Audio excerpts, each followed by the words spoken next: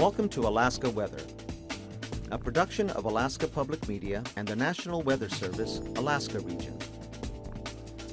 Produced and broadcast daily from the studios of KAKM, Alaska Weather provides complete forecasts, public, marine, and aviation for all of Alaska. Alaska Weather is made possible by the following sponsors.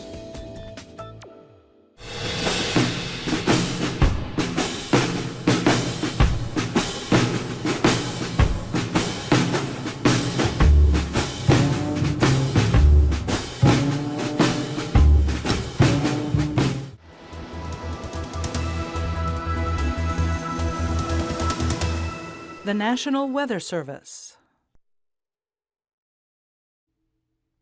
Hey everyone, thanks again for joining us for Sunday's show. On the satellite imagery, here's all the cloudiness that brought the rainfall, moderate at times throughout the afternoon here over the northern southeast coast. Lighter amounts down to the south, but Juneau picking up over an inch of rain in the last 24 hours. And other areas, Yakutat a little over half an inch, Sitka getting about 87 hundredths in that same time period.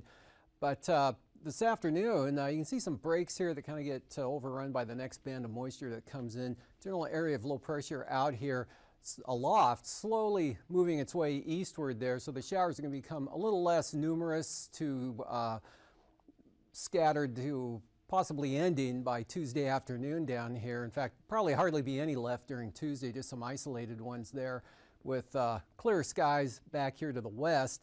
This area of showers and thunderstorms that developed here, temperatures in sunshine, warmer air aloft, rising into the mid-70s over the interior. And all around this area, thunderstorms popping up from Bettles to Indian Mountain, and then back down to Manly and into the greater Fairbanks area, and then northeastward right across Fort Yukon all the way up to Destruction Bay this afternoon with some pretty good showers briefly in isolated areas there, seeing a fair amount of rainfall. Other areas not seeing anything at all. And showers scattered around, looking at the 4 p.m. observations, we had showers scattered around, clouds scattered around, and also some clearings scattered around as well all the way up to the north slope. More of a low cloud, fog, drizzle, light rain, showery pattern here. That upper level low continuing to pull the chilly air southward, and then that flow bringing it right in across the southwest interior areas. A little bit more in the way of some clearing down here over Bristol Bay, but not a whole lot. Southwest winds keeping it cooler there than what you saw yesterday into the King Salmon area, and kind of chilly back along the Alaska Peninsula, especially on the Bering Sea side. Nelson Lagoon just 44 degrees this afternoon. And up here toward the Bering Strait, mid-30s, both at Savunga and Tin City, with the clouds and that cooler air mass has been slipping southward the last couple of days, but high pressure holding out here over the Bering Sea. And for tonight, it'll drift eastward a little bit there, but pretty much allow this system to edge its way into the western Aleutians with some more rain and possible small craft advisory winds, but quite a few areas of low clouds, fog, and some cases some drizzle here along the Aleutians. And then this band here, kind of associated with this trough, several impulses of moisture and showers rotating around that low, more or less at a tangent to the wind flow. This one a little bit more extensive, so that could bring some moisture into the Bering Sea side of the peninsula. Otherwise, thunderstorms lingering into the evening and then starting to diminish toward midnight and after here, all up through the central interior, extending back to the west, back almost to the Noatak Valley. And today they were almost up to the Arctic coast on the east side there. And that'll be about the pattern we'll see for the next couple of days. Look for occasional rain, again changing to showers or becoming more showery and less continuous. That all already going on down around the southern areas, Annette and Ketchikan, just intermittent, widely scattered showers going on this afternoon. And rainfall already ended at Kodiak, actually ended this morning. Going to be in the fair skies, some clearing there both tonight and Monday. Just partly sunny conditions going on there. It'll be nicest here along the Pacific side of the peninsula, darkest on the north side with a lot of low clouds, fog, drizzle, and of course areas of IFR or marginal VFR with that. This low pressure area here, very weak reflection at the surface of the upper center, which is a lot more impressive. A lot of moisture coming in, low level moisture, no heavy rain, but kind of a continuous drizzle or light rain at times, especially in the morning hours. And I'll tend to pull back a little bit in the afternoon. You might see some clearing, but if you do, that'll trigger some showers. And again, the isolated thunderstorms will become a little more numerous again tomorrow, much like we saw today over the eastern interior. Temperatures rising in the 70 to 75 degree range, except up here where it may be a little too much in the way of cloudiness and showers there, probably keeping it a little bit cooler. Showers up along the western North Slope Arctic coast to the Noatak Valley and possibly right out to the coastline. Isolated showers to the Seward Peninsula. And finally, looks like the last trough pushing its way eastward across the Panhandle tomorrow. This system here, that's going to slide on by to the south and really won't increase the rain at all. So continue the decrease in the showers there, becoming pretty isolated, scattered actually late tomorrow afternoon, tomorrow night, but not ending completely. Very weak area high pressure here off the coast. And then this front, again, pushing eastward, but pretty weak. Still have the Aleutian low now parking itself over the western part of the chain there, and a narrow band here with a front of light rain coming into Adak, possibly Atka. Warm front type weather sliding into the eastern Aleutians, which is really just a continuation of the fog and drizzle at times, maybe some light rain, just getting a little more widespread as that moves in on Tuesday. No change for the Bristol Bay Area. A lot of low clouds and fog, and still cool and chilly and damp here over the southwest interior. That'll extend up across Norton Sound and actually eastward here, more or less cooler conditions, more showers into the Kuskokwim Valley right up to the Alaska Range. Look for scattered showers in the afternoon, Talkeetna, Chugach Mountains, and over the Kenai Peninsula. And again, a lot of thunderstorm activity in the afternoon, early evening hours here for the interior, mostly from the Alaska Range north up to the Brooks Range and possibly as far north as Kaktovik, Barter Island, and those areas. There'll be a few showers out here to the west, and now a very weak area, high pressure right off the coast of the Panhandle. The trough and just about all of the showers have gone eastward into Canada, but there'll be a few isolated lingering showers in the afternoon. But really call it a partly to mostly sunny day there. Dry all along the North Gulf Coast, mostly sunny for Kodiak. Few clouds, but winds will be light.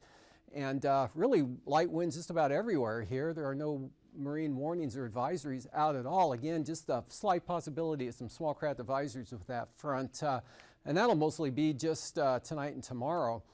For temperatures this afternoon, upper 40s to mid 50s here across the southeast coast. 48 at Elfin Cove, the coolest location. Lower 50s down to the south. 57 at Skagway, both Sitka and Yakutat, 51 degrees with a 55 at Cordova, 59 in Anchorage at 4 p.m., Kodiak up to 52, 61 at Talkeetna, 55 at Denali Park by contrast, 62 over at Gulkana, Northway down to 61, and Delta at 66, Fairbanks edged up to 70, 74 at Eagle. They were the warm spot in the state today with 77 degrees, 73 over at Fort Yukon. And that was Bettles, 71 degrees, but since then some thunderstorms in the area there and pushed the temperature back down a little bit, more into the 60s you see here to the south. Anatuvik 54, still kind of chilly on the Arctic coast there, mid 30s with 32 degrees this afternoon for a June 8th afternoon temperature up there at Cape Lisburne. But Tin City, quarter mile, dense fog and drizzle, 34 degrees, 36 at Shishmaref, Nome at 39, but Golovin up to 44. And near 40 out here along the coast, Macoriac up to 43, mid to upper 40s. Well, all the way over to Sleepmute, but McGrath is up to 55, as was Manly. And heading out quickly at the Aleutians, mid 40s there for the Pribilofs, and 50 degrees out at Adak was the warm spot reported from there. Otherwise, Nikolsky had 45, Unalaska 47, and 52 at Sand Point. Lows tonight, 20s to lower 30s all through this area, then into the 40s here over and south of the Brooks Range, areas of upper Yukon Valley there staying in the lower 50s. And otherwise upper 30s, isolated areas upper 30s here to mid 40s over the remainder of the interior, chilliest out here over the Bering Sea and along the coast. And we'll see in the 45 to 50 degree range for the Panhandle. Highs tomorrow, 50s down in that area there, as still that upper low keeps it chilly and a little damp in that area, but not as wet as today. Mid-50s along the North Gulf Coast, upper 60s to mid-70s again over the eastern interior. Much chillier back to the west, upper 30s again, St. Lawrence Island. That 38 is not the forecast for Providencia. It should be down here over Gamble. And for flying weather, lots of marginal VFR here tomorrow. Forecast from the east side of the Kenai Peninsula right up to the coastline here of the Panhandle. Could be some areas inland there early on, but generally looking pretty good. Whatever showers are left over will be of the VFR varieties. And look for some marginal VFR early in the day all along the Alaska Range. A little more persistent here over the Wrangell Mountain areas, and IFR along the Arctic coast will decrease and become more broken and restricted to the east side there in the afternoon. But there is IFR again all the way down into the northern Bering Sea, as well as a bigger area here along the southwest coast with that onshore flow there. That could push the marginal VFR right up to the Kuskokwim Mountains overnight tonight, and then that'll tend to pull back toward the coastline in the afternoon hours. Same sort of pattern here. Lowest conditions on the Bering Sea side of the peninsula. VFR, Sandpoint all the way over to Kodiak, and then marginal VFR becoming IFR by the time you get to Amchitka and westward. For passes, Anaktuvuk VFR as well as Adigan. And for Lake Clark and Merrill, starting out marginal, turning toward VFR, or probably it will become VFR by late morning. Same forecast for rainy and windy as well. Possible marginal conditions early on, and then VFR. Isabel, same forecast. Mentasta, the same forecast. Tanita, though, VFR, either approach the entire day, and Portage could be VFR the entire day. Might start out marginal, though, and for Chilkoot and White, occasionally marginal.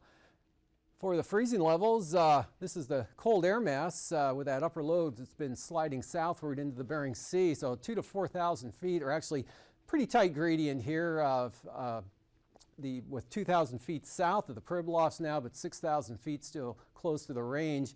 Upper high here beginning to pull back to the northwest, but you're still looking at 8,000 feet or better over the eastern interior. And then that huge area of cool air aloft there, keeping it showery over the Panhandle.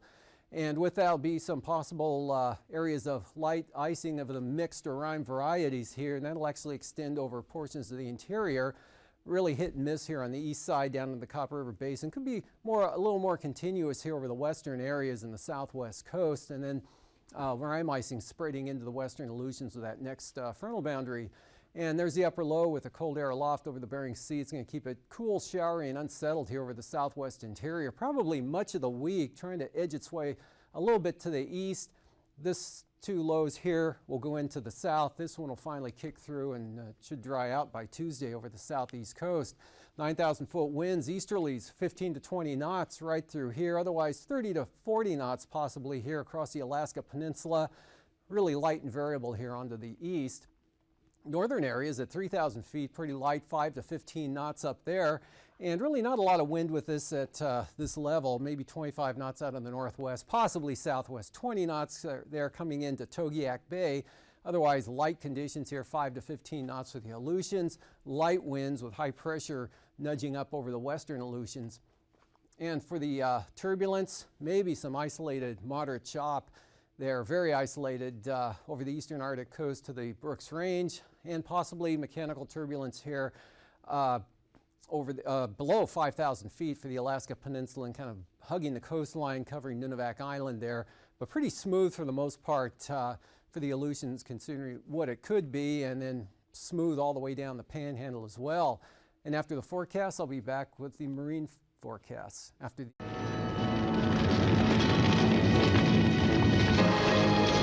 and gentlemen, please leave this area. Leave it now.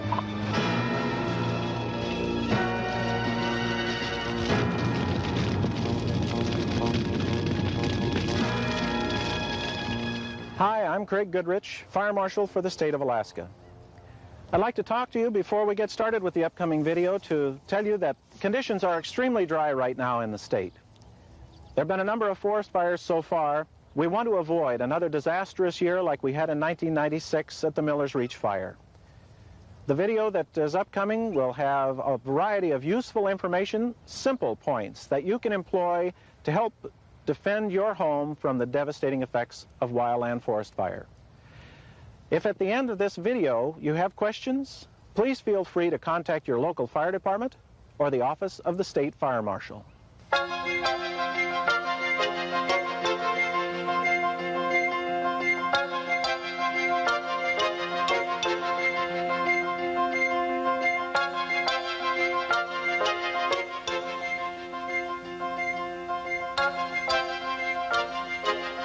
I'm Jim Smalley of the National Fire Protection Association. As a homeowner living in areas where wildfires can occur, you can protect your home and preserve the environment around you by taking a few simple precautions. First, before you buy land for a home, check with local officials to see what fire protection is available. Keep in mind that some areas are less naturally fire safe than others. For instance, during a fire, narrow canyons become natural chimneys, drawing in fire and accelerating its rate of spread. Locate your home on the most level portion. Fire spreads rapidly, even on minor slopes. If you're building a home on top of a ridge, it's also very important to build an adequate setback, at least 30 feet for a single-story home, to prevent the house from being hit directly by flames and heat moving up the sides of the ridge. Pre-construction planning shouldn't stop with the home itself. Consider that in the event of fire, firefighters need to be able to get to your site. You'll need two-way roads with parking lanes to allow fire trucks and emergency vehicles plenty of room to get in and out. And since these vehicles may have difficulty climbing steep roads, build your road with a gradient of less than 12%. Any bridges leading to your home should also be wide enough and strong enough to support firefighting vehicles. A 40,000-pound minimum is recommended, but check with fire officials about local requirements. If your site has a cul-de-sac, make sure the radius is a minimum of 45 feet, wide enough for a fire truck to turn around without having to back up. A loop or U-shaped driveway provides plenty of access for firefighting equipment and an alternate escape route for you. Be sure to mark your location with a road name and house number clearly visible from the road so firefighters can find you.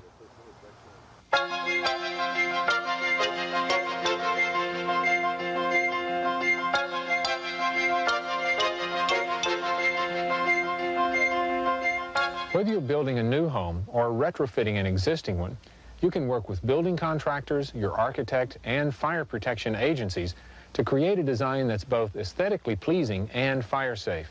There are many people in there that have bits and pieces of information that individually need to be brought together and produce a sort of an umbrella of information that would be available to the design professions. And that's not just architects, that's planners and landscape architects. I think that many landscape architects as well as other design professionals are not aware of all of the do's and don'ts of protecting structures in life within the urban wildland interface. The best thing is cooperation from the start. You know, it's iron out the problem areas, try to work out the problem areas, identify them, and then you know, work out solutions to those problems as soon as possible. What we asked the developer to do was present a variety of opportunities that could be exploited through the project master plan that would be adopted through our process. The applicant came back with those suggestions. He, of course, consulted with the fire protection districts. There are lots of situations in this particular part of the country where people have built into subdivisions that really didn't have adequate planning from a fire point of view. And so we have areas that we're very concerned about putting firemen into the area to save the houses. And we really feel that if we do have a fire in some particular areas, that we may just have to let the house go because it would be a suicide mission to put our firemen in there to protect the houses. These are houses that don't have an adequate water system. They have long, narrow driveways. They have less than 30 feet clearance around the structure. They have shake roofs, roadsides. They have big bay windows with nice trees growing up through the decks. And as far as we're concerned, these are areas that we're actually going to have to write off. We will not be able to save these houses. Fire officials say that non-treated wood shake roofs, which catch wind-blown sparks, are the #1 cause of home losses in wildland areas. So your roof should be made of non-combustible or fire-resistant materials. Some jurisdictions may allow the use of factory-treated wood shakes, but you should check this with your local authorities. You may think that roof sprinklers could prevent a wood shake roof from burning, but they could provide only a false sense of security. In the event of fire, you'd need large volumes of water to really make the roof safe, and water pressure is generally at its lowest during a fire. The electricity needed to pump the water may also fail during a fire crisis. Also, the high winds which often accompany wildland fires can divert the sprinkler spray from the roof. Like the roof, exterior walls should be made of fire-resistive materials from the ground to the roof line. It also helps immensely to keep flammable vegetation, wood piles, and debris away from the walls, but we'll talk more about that later. To ensure that you don't create your own spark hazard, screen your chimneys with non-combustible wire mesh screening. Also, cover your exterior attic and underfloor vents with wire mesh no larger than 1/2 inch to prevent sparks from being drawn in and catching fire. Sparks can melt through plastic or nylon screening.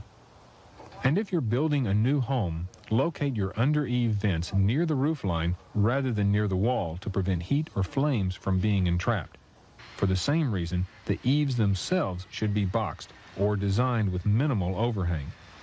You should also screen under your porch or any other areas below the ground line, again to keep out sparks and flames. Where windows are concerned, thick tempered safety glass is the safest choice, especially for picture windows and sliding glass doors. It may be possible to use double pane glass instead, but you should contact your local fire officials to see what's appropriate. Again, if you're building a new home, minimize the size and number of windows on the side of the house that would likely be exposed to a fire, the downhill side, or both. Also, windows should not face trees or shrubs that are closer than 30 feet away. On the outside, protect windows and sliding glass doors with non-flammable shutters, balconies, or decks. Fire-resistant drapes add extra protection inside. Look for south to southwest winds, only 10 to 15 knots here on the outer coastal areas. Inside waters, south light, 10 to 20 knots, 20 knots up here in Lynn Canal. And then for Tuesday, kind of just a west-southwest breeze here along the coast, 5 to 15 knots over the inner channels, southwest, possibly up to 20 in the afternoon for the northern areas. And for the coast here, light variable winds, 5 to 15 knots all the way down to Kodiak there. Southwest breeze, 10 to 15 right up into Cook Inlet and Prince William Sound as well. Light winds continue into Tuesday as well with variable 10 to 15 knots or 5 to 15 here from the North Gulf Coast all the way down to Kodiak. Then they turn westerly down, especially towards Sitkinak, could get up to about 20 knots there. Otherwise, variable up the east side. Southwest 15, Shelikof Strait, and generally south at about 15. And that'll be in the afternoon and early evenings for Cook Inlet. For Bristol Bay, 20-knot winds from the west-southwest tomorrow, maybe a little bit more than what you saw today, but same general direction and pattern. Very light northwesterlies for the peninsula, and that extends right up to Kodiak Island on the southwest side. Then light variable conditions here over the Bering Sea side of the peninsula. No change for Bristol Bay, holding at southwest or west-southwest at 20, northwest 15, and very light southwesterlies at about 10. Out in the Aleutians, northeast, 10 knots here across the Fox Islands, and then possibly 20 to 25 knot winds just ahead of that frontal boundary as it pushes eastward to the areas west of Adak, otherwise east 15 there. And then light variable winds right under the low center there for the Shimiat 2 area, southwest to the east of the center, up to 20 knots for the central Aleutians, otherwise the Fox Islands, going swinging the directions around south at about 10. And for the southwest coast, westerlies 10 to 15 knots tomorrow. Light variable conditions there for St. Lawrence Island. Northeast, northwest at 10 there for the northern Bering Sea. Light winds for the Pribilofs. And those will remain light too for Tuesday here, but begin to swing around to the south there, kind of in response to the low that's off to the southwest. And the same thing going on here over the northern Bering Sea. Otherwise, westerlies 10 to 15 out along the coast, and light and variable winds for St. Lawrence Island. Up along the Arctic coast, northeasterlies here, just about everywhere in Cape Lisburne, all the way over to Kaktovik, where they could get up to 20 knots there on that extreme east end. Otherwise, northerlies at about 15 there for the Chukchi Sea. Then now swing around and become more northwest on, I guess I bounced by it on Tuesday. And look for higher gusts, especially Kotzebue Sound from the west. Could see gusts of 20, 22 knots right through here, and that'd be Tuesday. Otherwise, light winds. But for the tonight, scattered showers and thunderstorms over the interior this evening, diminishing after midnight. Chilly, wet, and cool here with a lot of clouds over the southwest interior and lack of wind over the Bering Sea, but some rain moving into the western Aleutians and rain and showers becoming just showers and tapering off here through Monday, and probably really starting to scatter out tomorrow and tomorrow night, kind of really slowly ending until the entire upper trough slips on by. A repeat of tomorrow here over the interior could be a little more extensive or wetter up through that area, but scattered showers and thunderstorms increasing in the afternoon hours. Cloudy and wet here and cool over the southwest part of the state again, right down into Bristol Bay. High pressure holding over the eastern Aleutians now. And the outlook for Tuesday, that high kind of just breaks down, slips off a little, so that's going to allow southwest winds to move into the central and eventually the eastern Aleutians there, but still quite light as we just saw. Some clouds and rain, and that's about it, with a lot of low clouds hanging in Bristol Bay here. Not too bad on the other side, though. Sandpoint on up to Kodiak could see a fair amount of sunshine. Definitely dry conditions there. Scattered showers over south central Alaska, and the thunderstorms again from the eastern Brooks Range area and the eastern North Slope all the way down to the Alaska Range.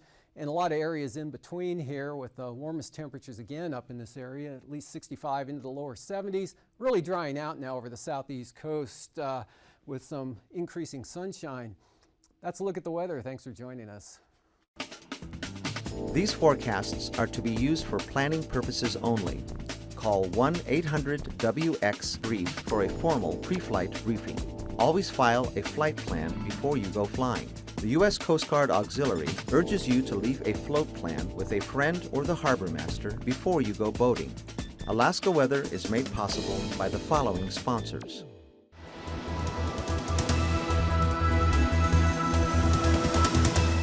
The National Weather Service.